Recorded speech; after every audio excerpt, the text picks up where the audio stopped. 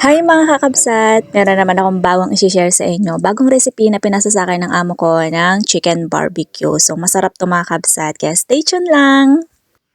So, eto nga pala yung mga gagamitin ko mga kabsat sa pagmamarinate ng manok. Syempre manok, yung one whole chicken nga pala mga kabsat dito ay hinati-hati ko nga pala ng 4 na piraso. So, maglalagay ako dito ng ketchup, into food na sweet soy sauce mga kabsat, tomato paste, oregano powder, yogurt, asin, paminta at bawang. At naglagay din ako dyan ng isang chicken cubes mga kabsat.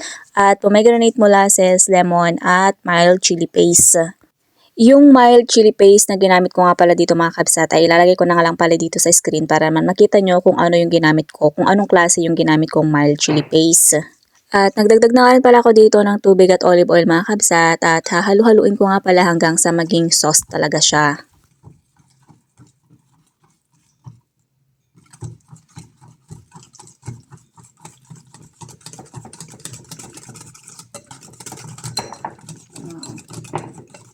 At sa anumang barbecue mga kabsat, mas masarap talaga kapag i-marinate to na merong bawang.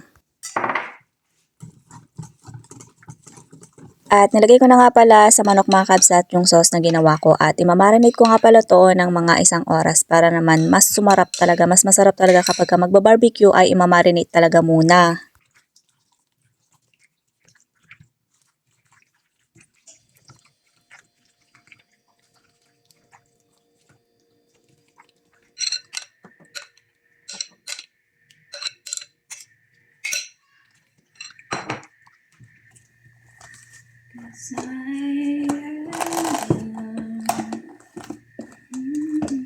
At para sa sauce naman, ketchup, mayonnaise at kumuha lang ako ng 1 kutsara mga kabsat. Yung ginawa kong sauce kanina, dinagdag ko lang at minix ko lang.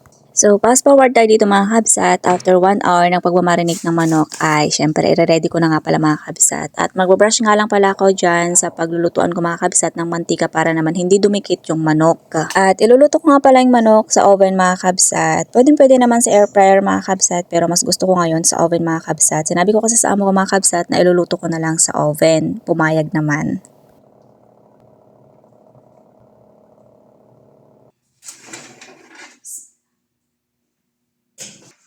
And after 30 minutes, kasi nga naman inorasan ko talaga mga kabsat, ay nilabas ko nga pala ulit muna yung manok mga kabsat para mag-brush ulit ako ng sauce.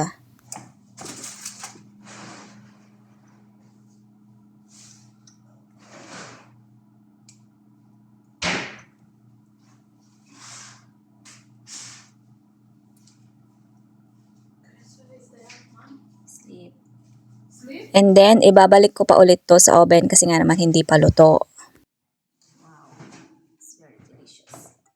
And finally, after 1.5 hour ay luto na nga pala yung chicken barbecue mga kabsat. Ang bango talaga ng kusina mga kabsat, amoy barbecue talaga.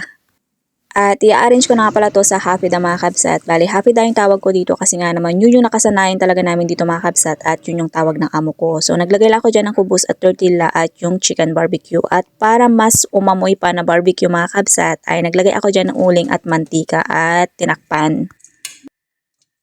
At yung niluto ko nga palang patatas, bali nilagay ko lang dyan sa pinakaibabaw mga kabsat at hindi mawawala yung salad. So gumawa lang ako dyan ng sibuyas na merong sumak, parsley at kamatis. So yun lang.